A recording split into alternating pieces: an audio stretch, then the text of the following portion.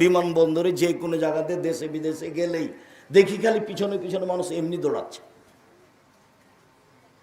বলে যে কি লাগবে বলেন, কি করতে হবে। কোনোদিন সুবিধা সম্মান ভোগ করার জন্য কোনোদিন চিন্তা করিনি, রূপকভাবে কোনোদিন কারো বক্তব্য দেখে বক্তব্য শিখিনি, বাস হাদিস মুখস্থ করেছি, অনুবাদ করি আলহামদুলিল্লাহ। আর শক্তভাবে তদন্ত করি, সহজে কোনো কথা নিয়ে কেউ হাসি খেলি করবে এটা পারবে না, একবারে ঘুঘুরা তুলে দেব, মানে ওই দিক খুব শক্ত আছে আলহামদুলিল্লাহ ইনশাআল্লাহ। শরীয়তের পরিভাষায় ফজরের পর থেকে নিয়ে সূর্য ডোবা পর্যন্ত খাওয়া পান করা, স্ত্রী মিলন, যাবতীয় অপছন্দ কথা ও কর্ম থেকে বিরত থাকার নাম সিয়াম।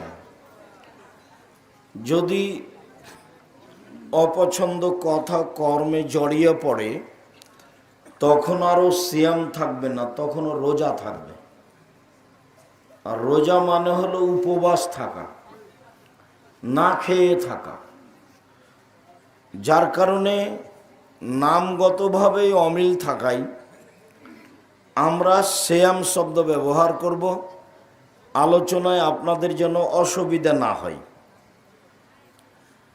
আর যেহেতু সিয়াম শব্দ কোরআনেও আছে হাদিসেও আছে, রোজা শব্দ কোরআনেও নেই হাদিসেও নেই, সলাত শব্দ কোরআনেও আছে হাদিসেও আছে, নামাজ শব্দ কোরআনেও নেই হাদিসেও নেই, জাহান্নাম শব্দ কোরআনেও আছে হাদিসেও আছে, দোজখ শব্দ কোরআনেও নেই হাদিসেও নেই, জান্নাত শব্দ কোরআনেও আছে হাদিসেও আছে, বেহেশত শব্দ কোরআনেও নেই হাদিসেও নেই, আল্লাহ শব্দ কোরআনেও আছে হাদিসেও আছে, খোদা শব্দ কোরআনেও নেই হাদিসেও নেই। তো চলছে কিভাবে? চাঁপাইনবাবগঞ্জের ভাষায় গায়ের জোরে চলছে।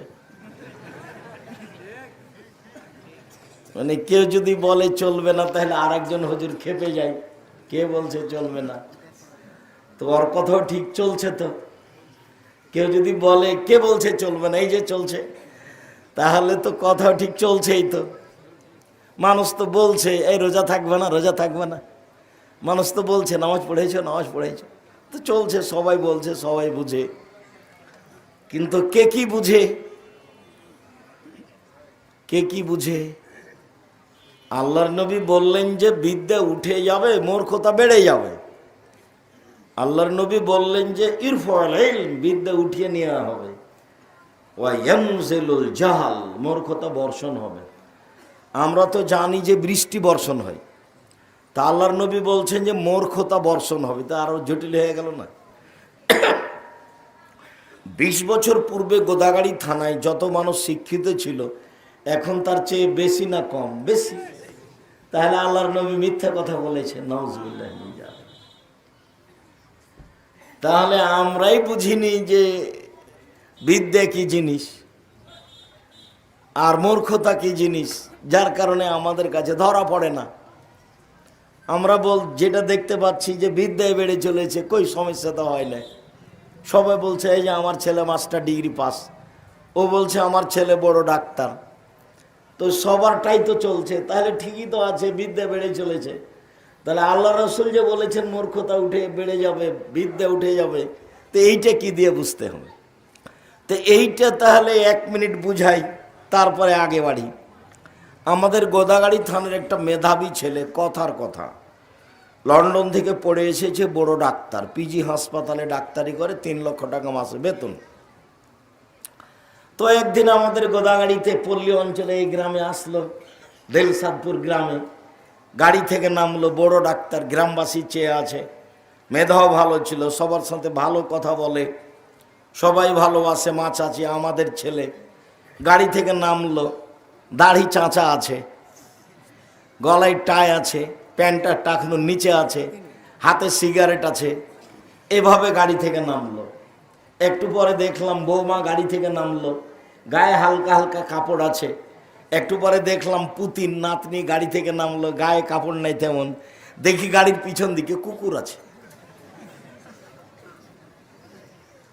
তাহলে এখন যদি কেউ চিন্তা ভাবনা করে বুঝে যে তাহলে ধরা পড়বে যে আসলে বিদ্যা বেড়েছে না কমেছে। আর একটা কথা, যে ও যখন বড় ডাক্তার, ও যখন প্রেসক্রিপশন লিখে তখন ও জানে যে যে ওষুধ লিখছে তার চেয়ে ভালো কোম্পানি আছে, কিন্তু এইটা লিখলো কেন? ওই কোম্পানি তাকে টাকা দেয়। তাহলে সে আসলেই শিক্ষিত, এই কথাটাই বলা ভুল। এটা একটা আস্ত প্রতারক, একটা আস্ত প্রতারক। গ্রামবাসীকে ফাঁকি দেয়, বাপ চাচাকে ফাঁকি দেয়, জাতিকে ফাঁকি দেয়। সাথে সাথে এত লাগে যে জানে যে এতগুলো পরীক্ষা দেওয়া লাগবে না, 4-5টা পরীক্ষা দিয়েছে এমনিতেই। বড় ডাক্তার, ভালো বুঝে, সবাই বলছে, সবাই তখন নির্দ্বিধায় টাকা খরচ করছে। আর আমাদের দিলশাদপুর গ্রামে অনেক অকেজো ছেলে আছে, সেইগুলোকে কাজে না রেখে সব বেটি ছেলে রেখেছে সাথে। সব মিলে একটু দেখো তো ছেলে আসলেই কি এ শিক্ষিত? সব মিলে কি হলো? সব মিলে হয়নি। অতএব আল্লাহ রাসূল বলেছেন বিদ্যা উঠে যাবে, মূর্খতা বেড়ে যাবে, এ কথাই ঠিক।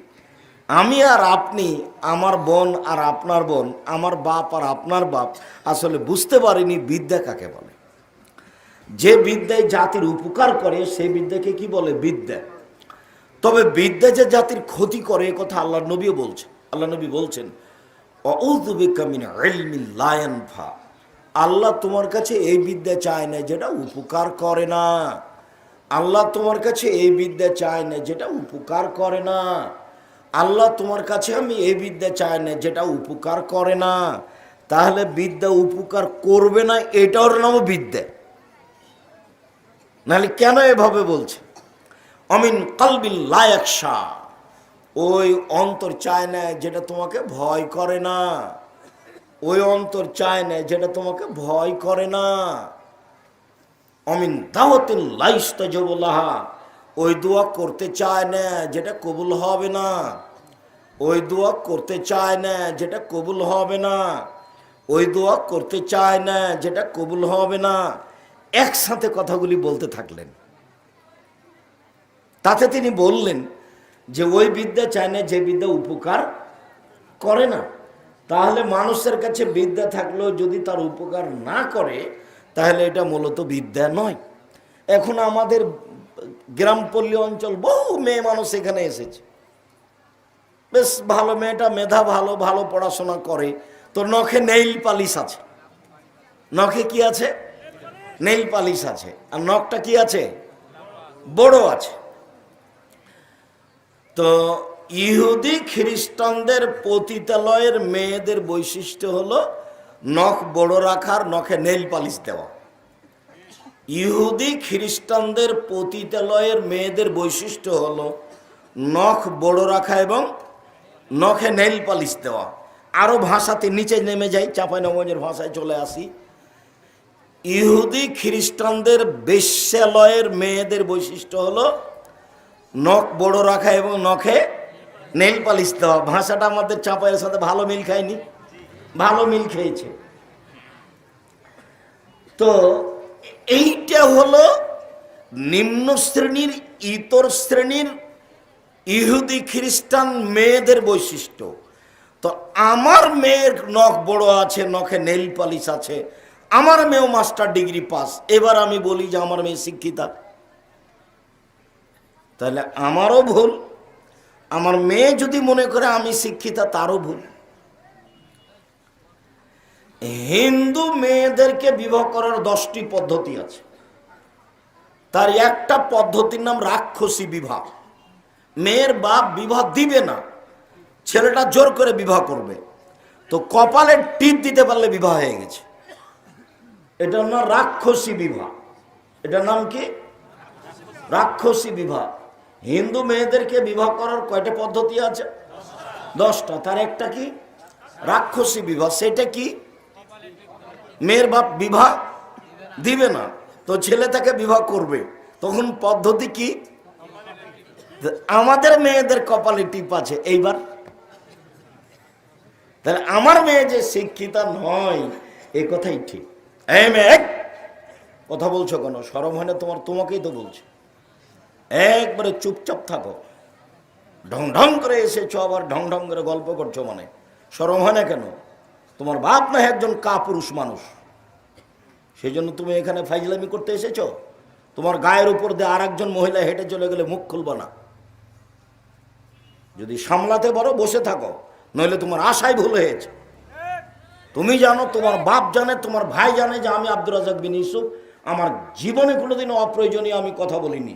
এটা রাজশাহী, এটা চাঁপাইনবাবগঞ্জ, এটা আমার জন্মভূমি।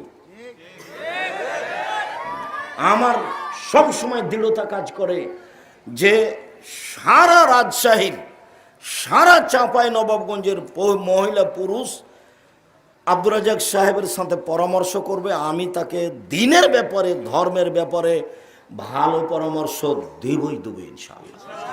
জাতির যদি রাস্তাঘাট করে দিতে না পারি, জাতির যদি স্কুল কলেজ করে দিতে না পারি, জাতিকে চূড়ান্ত সঠিক ধর্ম দিতে পারবো ইনশাআল্লাহ। ধর্মের ব্যাপারে জাতিকে ফাঁকি দিয়ে পরকাল হারাতে রাজি নই। এই বিষয়ে শক্ত পদক্ষেপ নিয়ে মাঠে থাকি। পদক্ষেপে সামান্যতম কোনো দুর্বলতা নেই। জীবনে কোনোদিন অপ্রয়োজনীয় কথা বলিনি, জীবনে কোনোদিন কেসা কাহিনী বলিনি, জীবনে কোনোদিন দল মাঝাব নিয়ে কথা বলিনি, ও পাতাই পড়ি না। জীবনে কোনোদিন সরকার নিয়ে কথা বলতে জানে, ওই পাতাই পড়ি না। মানুষের সামনে দাঁড়ালে যে বিষয় নিয়ে কথা বলতে চাই সেই বিষয়ে একটানা কথা বলতে থাকে। আলহামদুলিল্লাহ, বহু হাদিস মুখস্থ আছে, আমি ধারাবাহিকভাবে বলতে পারি আলহামদুলিল্লাহ। সম্মানিত দিনী ভাই বোন, এই মেয়ে তোমাকেই বলছি, চুপ থাকো, মুখ খুলবে না একবারে। আর একজন মহিলা যদি আপনার গায়ের উপর দিয়ে চড়ে চলে যায়, আপনি মুখ খুলবেন না। ও যা করছে করুক, আপনি মুখ বন্ধ রাখেন। মানুষের জীবনে সবচেয়ে বিপজ্জনক জিনিস হলো মুখ। এক মিনিট, এই ছেলেই আমার দিকে খেয়াল করো। মানুষের জীবনে সবচেয়ে বিপজ্জনক জিনিস হলো মুখ। একদিন আল্লাহ রসুল বলছেন, হাল তাদরি মাইকুবুল নাসান নারা, সঙ্গী সাথী বলতে পারো মানুষকে পিছন দিক থেকে ধাক্কা মারে জাহান নামে নিক্ষেপ করে কি? সঙ্গী সাথী বলতে পারো মানুষকে পিছন দিক থেকে ধাক্কা মারে জাহান নামে নিক্ষেপ করে কি? সঙ্গী সাথী বলতে পারো মানুষকে পিছন দিক থেকে ধাক্কা মারে জাহান নামে নিক্ষেপ করে কি? এই কথা বলতে বলতেই ফাঁকা জ্বালেছে না, নিজের জিভাটা ধরে নিয়েছে নিজেই। জিভা, এই জিভা মানুষকে পিছন দিক থেকে ধাক্কা মারে জাহান নামে নিক্ষেপ করে। তোমাকে আমি 30 বছর থেকে বলছি, তুমি দোকানের সামনে বসিও না। দোকানের সামনে দুইজন বসে আছে, একজন আর একজনের বদনাম করছে, আর ল্যাংটা মেয়ে নাচছে। তো আমি বলেছি আপনি ওখানে গিয়ে বসবেন না। আপনি ওখানে গেছেন জিনিস কিনতে, 1 কেজি লবণ নেবেন, 250 মরিচ নেবেন, টাকা দিয়ে চলে আসবেন। ওখানে আপনি বসলেন কেন? আপনি ওখানে বসেছেন, ওরা বদনাম করছিল একজনের, তখন আপনি খালি বলেছেন, হ্যাঁ আসলে ঠিকই বলেছিস, ও আসলেই খারাপ। তা আপনি যে বললেন যে ও আসলেই খারাপ, আপনি কিন্তু তাহাজ্জুদ পড়েন, 50 বছর থেকে তাহাজ্জুদ পড়ে আসছেন। সব নাকি এক পাল্লায় দেন, আর আসলেই খারাপ এটা এক পাল্লায় দেন, হবে না। সব গেছে, টিকতে পারবেন না। এটার নাম বদনাম, এটা মানুষের সাথে জড়িত পাপ। খামাখা বোকা ছেলে তোমরা একটা সিগারেটের পাল্লাই পড়ে অমুকের চরিত্র ফুলের মতো পবিত্র কেন? বাপের জমিদারি দিয়ে খাও, জমি দিয়ে দাও লিজ, খাই খালাসি, টাকা পাবাও অনেক, এখন খাও, সমস্যা নেই, ব্যবসা করে খাও। ব্যবসা পৃথিবীতে সবচেয়ে দামি জিনিস। আল্লাহ নবী বলছেন, সত্যবাদী ব্যবসায়ীরা নবীদের সাথে থাকবেন।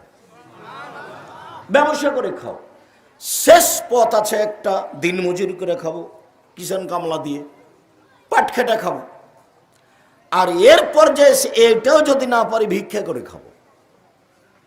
এটা ভালো নয়, তবে জায়েজ।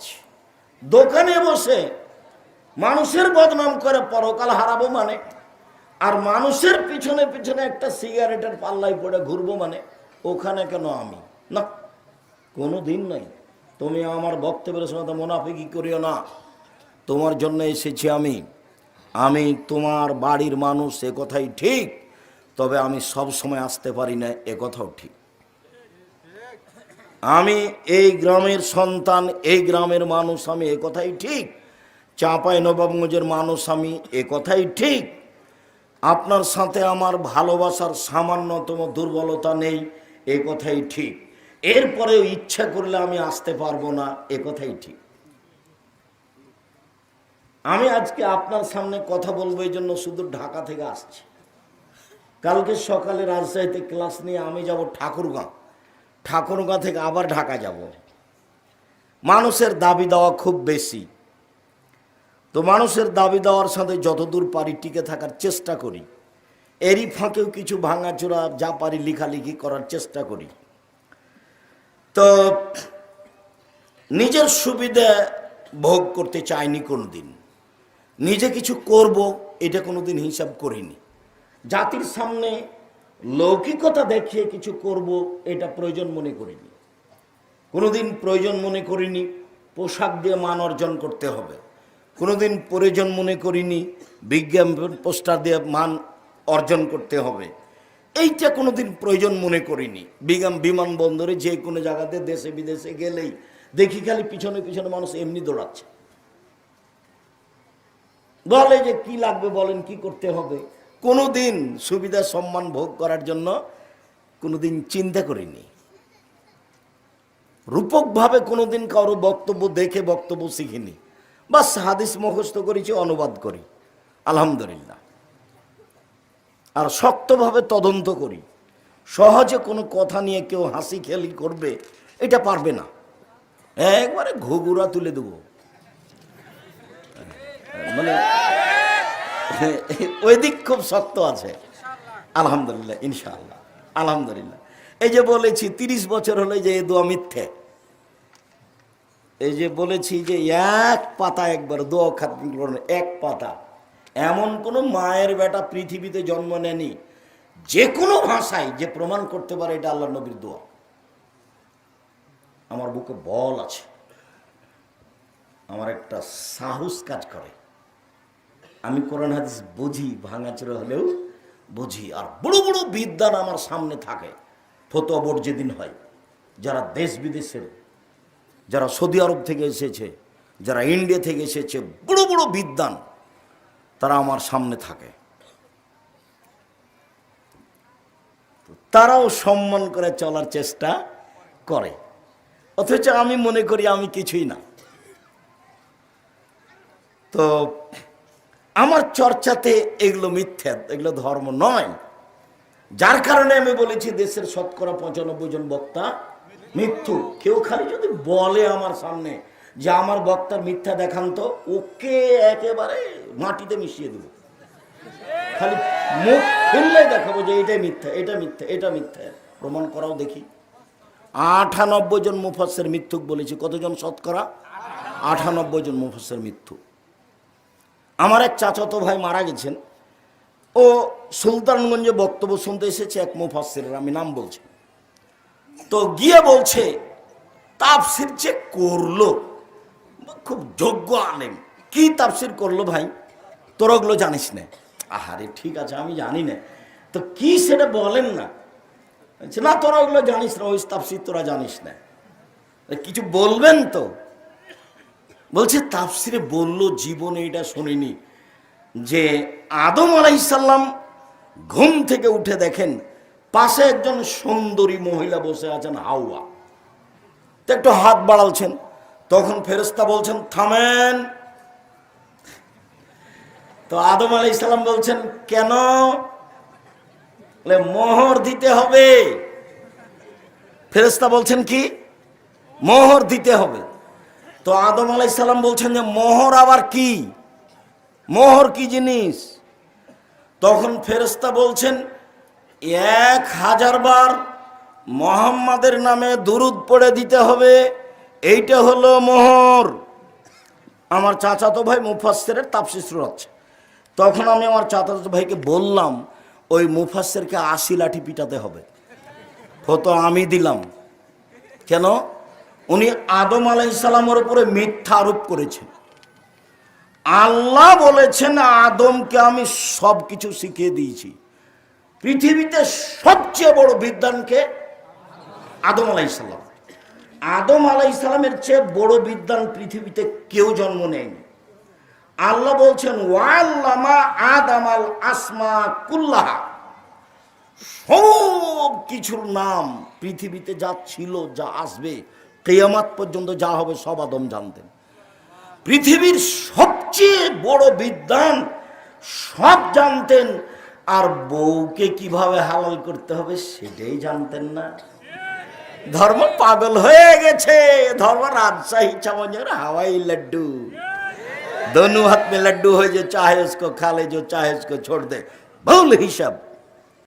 আপনার মুফাসসিরকে তওবা করতে হবে, বলে দিলাম। আপনার মুফাসসিরকে তওবা করতে হবে। আপনার মুফাসসিরের তাফসীর বগুড়া নগর মাদ্রাসাতে একজন মুফাসসির বক্তব্য দিয়েছিল, ওই বক্তব্যের এটা একই। বগুড়া নগর মাদ্রাসাতে এক মুফাসসির বলছে যে আব্দুল কাদের জেলানির বাড়িতে একটা ভিক্ষুক এসেছিল। তো আব্দুল কাদের জেলানির মা ভিক্ষা দিতে গেছে। তখন ভিক্ষুক আব্দুল কাদের জেলানির মাকে দেখে আসক্ত হয়েছে। তো আব্দুল কাদেরের মন খারাপ হয়ে গেছে পেটের ভিতর থেকে। তো পেটের ভিতর থেকে বের হয়ে ভিক্ষুককে মেরে দিয়েছে। তো এখন আমি বলছি যে কোন শ্রোতা যদি দাঁড়িয়ে বলতো, মাওলানা সাহেব আব্দুল কাদের তো মায়ের পেট থেকে বের হয়ে এসে ভিক্ষুককে তো মেরে দিলেন, তো এখনো তো তার প্রসব জন্মের সময় আসেনি, এখন ঢোকলেন কিভাবে? এইটা যদি কেউ বলে তাহলে তো মুফাসসির আটকা পড়ে। এটা তো আর কেউ বলে না। তাফসীর করছে সবাই খুশি। আর ওকে যে মারলো ও তো জেনা করেনি, তো মারবে কি করে? একজন মানুষ বিবাহ করার পরে যদি জেনা করে তাহলে তাকে কি করতে হবে? মারতে হবে ইট ঢিল পাথর দিয়ে। তো ফকির তো জেনাই করেনি। ফকির খালি বলছে যে আসক্ত হয়েছিল, হয়তো তার দিকে দেখেছে। সবই মিথ্যে, এবারে ডাহা মিথ্যে, এবারে নগদ মিথ্যে। এই ছেলে, 98% জন মুফাসসির মিথ্যুক, এ কথাই ঠিক। তোমার সাহস থাকলে তোমার মুফাসসিরের কথা, আমি তোমার বাড়ির সন্তান, আমি তোমার বাড়ির ছেলে, আমি তোমার ভাই, আমি তোমার বাড়ি থেকে বলছি, তুমি আমার আর একটা ভাই, তার কথা আমার সামনে পেশ করিও, সবসময় আমি প্রস্তুত আছি ইনশাআল্লাহ। সম্মানিত দিনী ভাই বোন, বলছিলাম যে আজকের আলোচনা আছে ইবাদতের জগতে সবচেয়ে ব্যতিক্রম ইবাদত সিয়াম। এই কথা বলার পূর্বে আদর্শ নিয়ে অল্প একটু কথা বলবো। সেটা হলো এই আদর্শ কি জিনিস। সব হাদিস এখানে এমন দেখেন তো।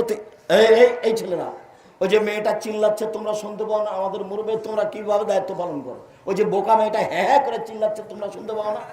আমার কানে আসে। তোমরা একবারে সতর্ক করো, কোনো মহিলা মুখ খুলতে পাবে না, এখানে ভোট দিতে আসেনি। অতএব আর আপনাকে বলছি, তোমাকে বলছি, তোমার বোন এখানে আসবে, তুমি আগে বলে আসনি, বোন তুমি না হয় যায় না, আমার একটা মান সম্মানের ব্যাপার আছে, তুমি যায় না, তুমি যাও যদি তাহলে মুখ খুলিও না। আমি যে বলছি আপনার গায়ের উপর দিয়ে চড়ে যদি চলে যায় তবু মুখ খুলবেন না। ওকে গেছি, ও আপনাকে লাথি মেরে দিয়ে চলে গেছে, যাক গেছে, আপনাকে ধৈর্যের পরিচয় দিতে হবে, মুখ খুলতে পাবেন না। মহিলা মানুষ, আপনার একটু শরম হয় না কেন? আপনার একটু হায়া হয় না কেন? আপনার একটু লজ্জা হয় না কেন? লজ্জা হওয়া উচিত, হায়া হওয়া উচিত। আর একজন গায়ের উপরে পা দিয়ে চলে গেছে, গেছি একটু দেখো তো, যাক ওনাকে নিয়ে তোমরা বিবেচনা করিও না, তাকে দেখার কেউ আছে। এক, মান ওয়ালাদালাহু ওয়ালাদান ফাল ইহসান ইসমাহু আদাবাহু। কারো যদি ছেলে জন্ম নেয় তাহলে সে যেন সুন্দর নাম রাখে আর শিষ্টাচার শিখিয়ে দেয়। তো 2 নম্বরে কি আছে? শিষ্টাচার। শিষ্টাচার কি জিনিস? এক নম্বর হাদিস গেল। দুই,